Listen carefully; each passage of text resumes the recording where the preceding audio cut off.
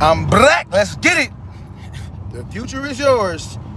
We're venturing off to see Dr. Boyce Watkins. Yeah, the 10 Commandments of Black Economic Empowerment. He'll be in Seattle today. This is part 1 of this segment. Hit that like button. It's free, man. It's free.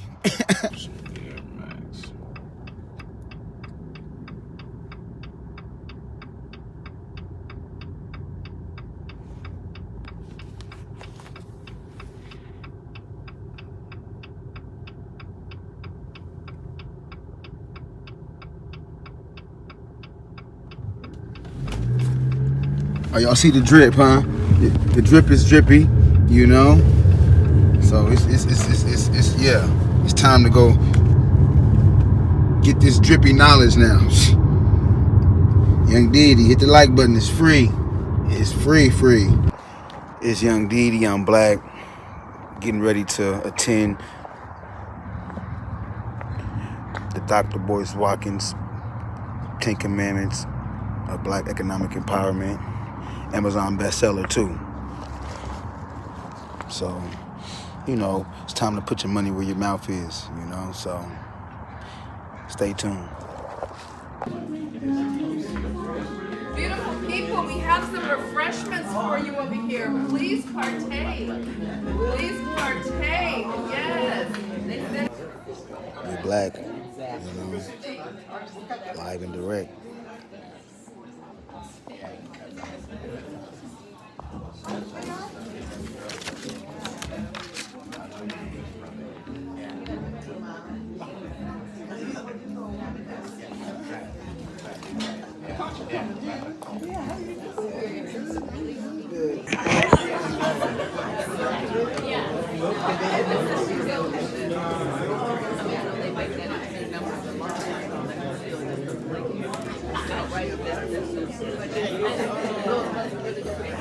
The day is pretty much divided into 2 parts because you also are going to have a chance to enjoy lunch. So Dr. Watkins will be dropping the science and the nuggets as part 1. We will have a lunch break, and we will also have entertainment by Take a knee.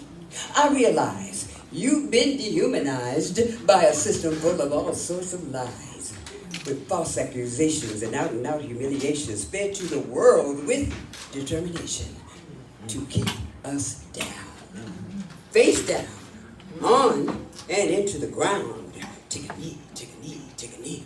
But Dr. Boyce is cool. We were rapping, we were talking. So he's not a pretentious man, he's a humble man, and he has a servant's heart. So if we could stand one more time, I believe in standing ovations on the front end of a presentation. Can we stand to our feet, Pacific Northwest, to welcome the Dr. Boyce Watkins? The reason we don't know this is because we know media likes to portray the stereotypes. They like to throw out the black men who don't represent black men in our best form. Those are not the men that I'm looking to when I'm looking for men that I honor and respect. The men that I look to when I honor and respect are men like Dr. Claude Anderson, author of the book Powernomics, Clapping Him Godfather. And he's like a father to me, and because I gravitate to that. I gravitate toward that kind of man because I say, okay, this is the type of man I go to battle with. This is the kind of man that has a strategy. This is the kind of man that can lead and people can respect that. This is the kind of man that makes us proud. And the same thing is true with women.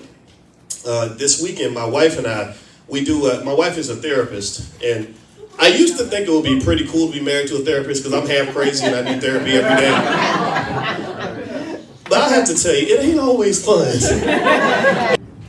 And then if it doesn't happen, I can raise hell, and eventually they're going to correct their actions, and everything's going to be okay. Does that typically happen in the real world? No, it doesn't. You just end up being the angry black person, then you get fired one day because you're a troublemaker now, right? That's what I've seen. That's been my experience, okay? And I said, okay, but wait a minute, I need to think about this. And this is when a few years earlier, I met Dr. Claude Anderson. I started reading things and thinking about stuff, and I said, okay, wait a minute, let me think about this from just a human level. I said, okay, I cannot imagine a scenario where another man can move inside my house and then tell me where to put the furniture. Right? Like let's say, you know, what's your name, sir?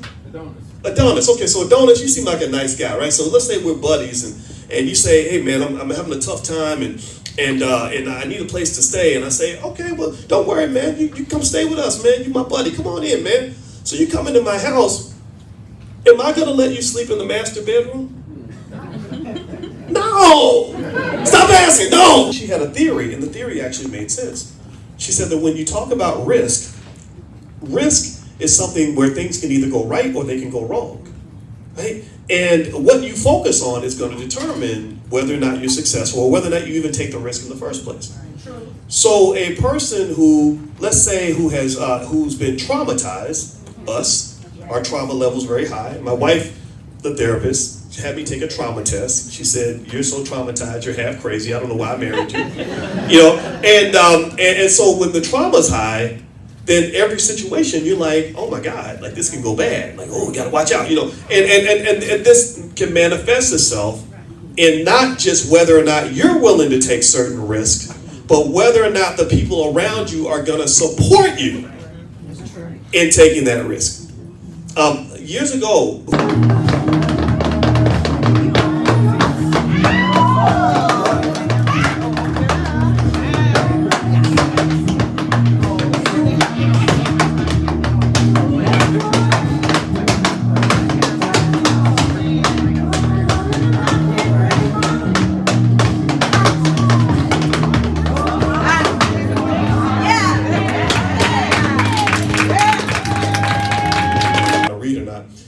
Antoine went to the NBA, he made about $100 million, and he spent it all, he blew it all. Now Antoine gives a lot of speeches about how he had $100 million and threw it away, and he tells guys how to avoid doing that and not to do what he did, things like that, which is good.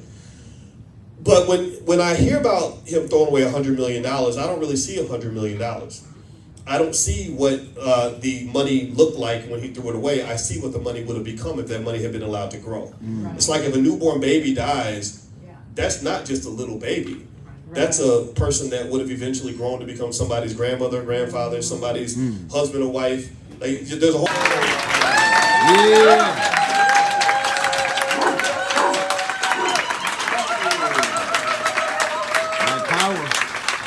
So don't forget, let's get it together and build. Let's make this happen because it's our time. One other thing, I have been to 3 all-black national conventions. One was in Orlando, Florida. One was in North Carolina, I want to say South, North Carolina. And the next one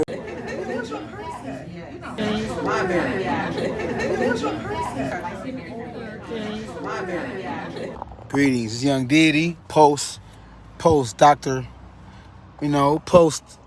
Boyce Watkins economical lecture. It was very resonating. It was an indelible experience. A sincere dude, man, genuine, just sincere, man, just all around good dude, man. We as black folks gotta put our money where our mouth is. Period, point blank. Good brother, a very thought-provoking discussion, a very overall evolution, or should I say revolution, or should I say renaissance of the mind, aka revival of the mind. But it was very Stand the mission. I guess you here to get your money right. All the time, all that is cool for the image and all that. I'd rather invest in some real estate, you know what I'm saying? Wait, can you repeat that again? You're up and coming artist. What did you say you want to do? I say invest in some assets as opposed to trick off on some liabilities like diamonds. They killed Nipsey Hussle, he was teaching wealth and showed niggas how to fish so they could feed theyself. Gun down at 33, that shit is irking me. What circumstances allowed a fuck boy to murk a king? Right in front of his castle, my mind baffled. They should rename Slauson and make it Nipsey Hussle Avenue. Having strong enemies is a blessing.